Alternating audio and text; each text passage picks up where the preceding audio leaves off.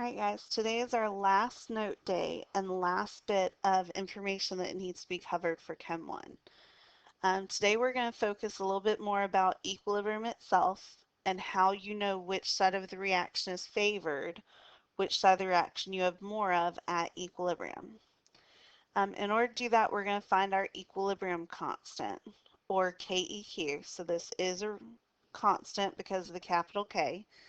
It looks at the ratio of the product concentrations to the reactant concentrations at equilibrium. And the general formula for equilibrium constants is KEQ is going to be the products on top over the reactants on the bottom. So I just have a very plain basic equation of substance A plus substance B at equilibrium with substance C plus substance D. So the square brackets in KEQ indicate the concentration, which is a molarity, so it is in moles per liter. So as you notice, the products go on top, C and D went on top, and we are multiplying them if we have multiple substances.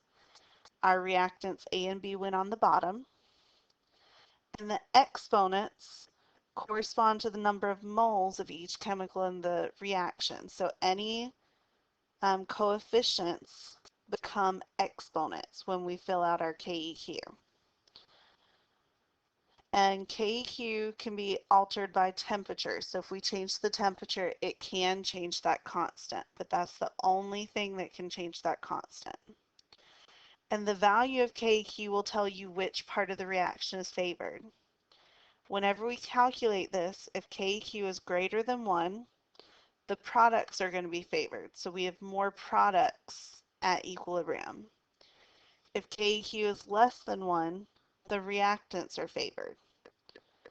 Now, if KEQ is equal to 1, that's where it's at that dynamic equilibrium, where the amount of reactants and products will also be the same. So keeping in mind this basic KEQ formula, and that the square brackets are for molarities, and any coefficients become exponents, we're going to go through a couple of these problems. So here we have a liter of a gas mixture at equilibrium at 10 degrees Celsius that contains 0.0045 moles of dinitrogen tetroxide and 0.030 moles of nitrogen dioxide. It wants us to write the expression for the equilibrium constant. Anytime it wants the expression, it simply wants the formula without any numbers plugged in. It wants us to calculate the equilibrium constant, and it wants to know what side is favored. So these are all three possible things you could be asked to do with equilibrium constants. And it does give us a balanced reaction of one nitrogen dinitrogen tetroxide is going to produce 2 nitrogen dioxides. First thing it wants us to do is write the expression for the equilibrium constant. So simply write out what our formula would be. So remember we said products go on top. So our product here is the nitrogen dioxide, the NO2. And remember we said any coefficients become exponents. So since it's 2 NO2, this will end up being squared. And that is over our reactant, which is the dinitrogen tetroxide. So that is our equilibrium expression, the first thing that was asked for.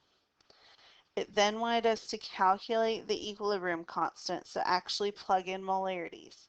Now note it gave us moles instead of molarities, but since this is in a liter of gas, the moles is the molarity because molarity is moles divided by liter. So if we divide by 1 liter, it's the same value. So we can actually plug in numbers.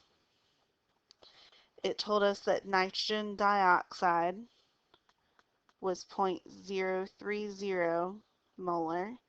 And don't forget to bring over your exponent. That's a common mistake people make. And that's divided by our dinitrogen tetroxide, which is 0.0045 molar.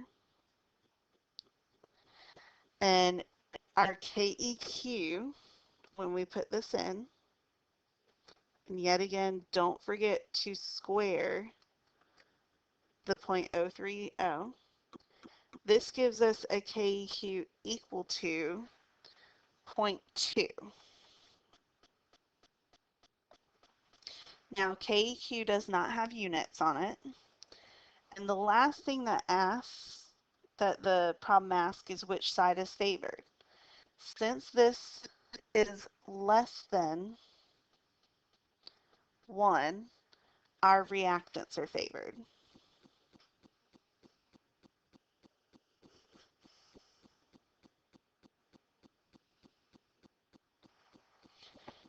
So that's every possible thing you could be asked to do with one of these KEQ problems. Let's look at one more. Here we have a reaction of nitrogen and hydrogen to produce ammonia. At equilibrium, a 1 liter flask contains 0.15 moles of hydrogen, 0.25 moles of nitrogen, and 0.1 moles of ammonia. Calculate the KEQ and decide which side is favored. So here it didn't ask us to write our equilibrium expression, but I tend to go ahead and write it so I know where to plug in numbers. So for KEQ, our product is going to be the ammonia on top. And since that does have a coefficient of 2, that will end up being squared. And that will be divided by our reactants on the bottom. So our nitrogen, which does not have a coefficient, so it does not have an exponent. And our hydrogen, which since it has a coefficient of 3, will end up being cubed. So that shows me where I need to plug in all of my numbers. And yet again, remember, the square brackets are for molarities, but it gave me moles.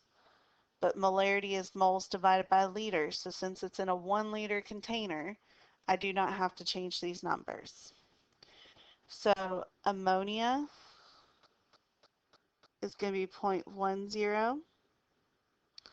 Bring over your squared. Divide by nitrogen, which is 0.25 molar. And the hydrogen, which is 0.15 molar. And remember, hydrogen will be cubed. One thing to note is if you type this in the calculator as is, it will divide by the 0.25, but then multiply by the 0.15. So make sure if you have multiple factors on the bottom, put them in parentheses when you type them in.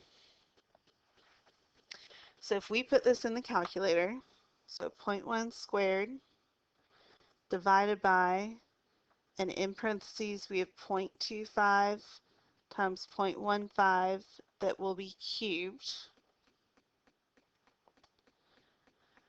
We get a KEQ equal to 11.85, which seems like a crazy number, but it's possible. And because that is greater than 1, here the products are favored.